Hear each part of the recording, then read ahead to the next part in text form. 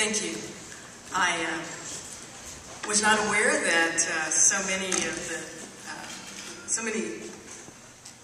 faces from my past would be part of this presentation, and I thank all of you who participated from all of the many organizations that I have been a part of over the years.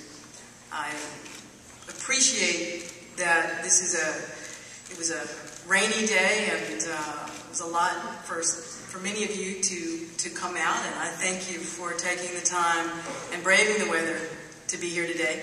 It is also election day, and so I feel compelled to say that if you haven't voted yet, stop on your way home and go all the way to the end of the ballot. There's some city propositions down there that I happen to support, but more importantly, that it is imperative that we preserve our rights, and voting is truly a sacred act, and we have to do it.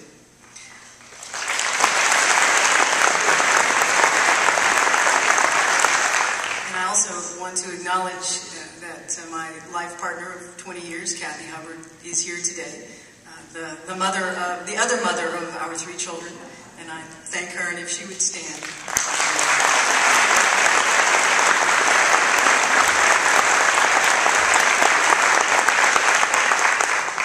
When I received the call earlier this year and I was asked if I'd agree to be today's honoree, I was a little taken aback. And I'm very touched and honored to be asked. And I thank you so much for the recognition.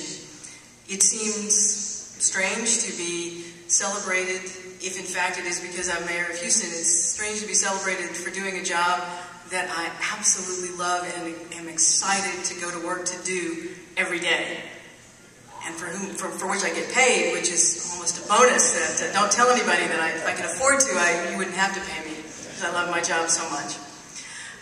It is strange to be honored for 30 years of, actually probably more than that, of volunteering, because I received rich rewards, both emotional and spiritual, from the years of volunteering. If I'm being celebrated for choosing to adopt troubled children, I thank you for that, but actually everybody needs somebody in their lives that makes them feel humble. And since I have teenagers now, you can understand what that means. And if this is a salute for living my life in a way that addresses the world with honesty, isn't that what we would expect from each other? And we should expect and accept no less from each other. But for whatever reason, I truly, truly appreciate the recognition. And I prepared several different sets of remarks about what I would say in thanks. I had a whole set of the lessons I learned from my family and how those lessons have shaped me, and they did. And I tossed that, and I had a speech about the nature of my job and how much I love it and why and how it stretches me every day. But last night I lay awake and I composed a few things that I wanted to say today, and I want to say them not because I am feeling uplifted and powerful, but because of things that have happened recently that sadden and shame me.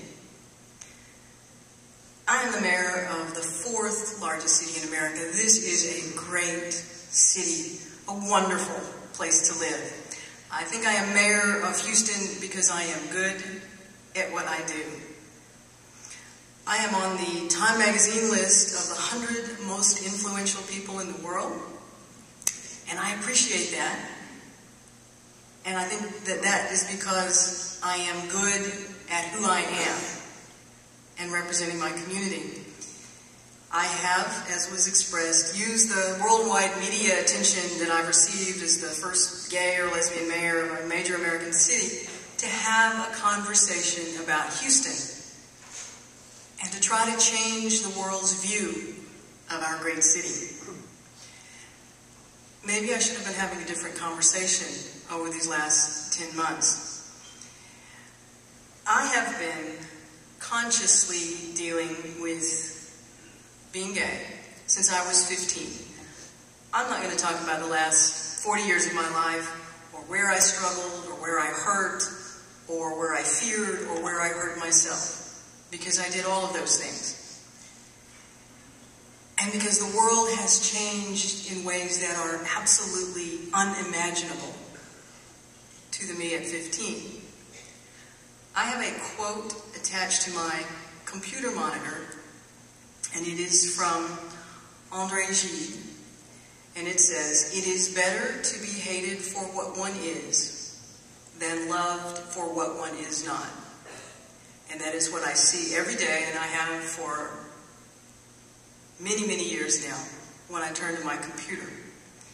It's a little more harsh than Shakespeare's "To thine own self be true," but there are times when I need to look at that quote and reorient myself and center myself.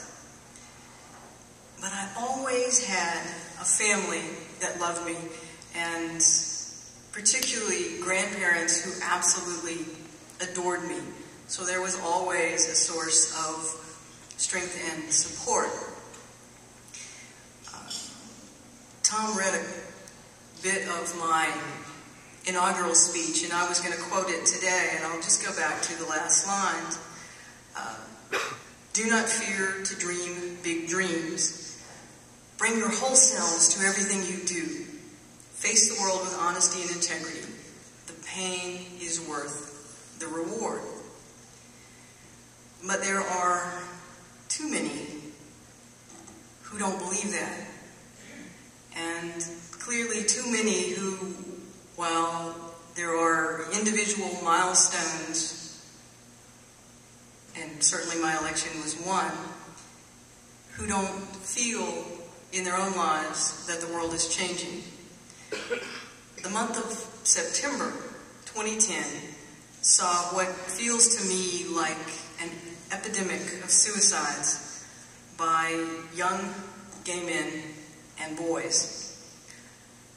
On September 13th, Cody Barker of Shiocton, Wisconsin, 17 years old, hung himself. Seth Walsh, 13 years old, Jacobson Middle School in Tehachapi, California, hung himself. Tyler Clementi was the 18-year-old freshman at Rutgers University who jumped off the George Washington Bridge. Asher Brown, 13 years old, Hamilton Middle School just outside of Houston, shot himself in the head on September 23rd. Raymond Chase, 19-year-old student at Johnson & Wales College in Providence, Rhode Island, hung himself in his dorm room. Caleb Nolt, September 30th, 14-year-old, freshman at Fort Wayne High School, committed suicide. All of them because of bullying. All of them because they were or perceived to be gay. And I wish I could touch those boys. I wish I could talk to those boys. I wish I could tell them it gets better. There is help out there. There are loving, caring, supportive people who will sustain you. How could this be happening? And over the course of the last year, there are many more. Those are just in 1 month.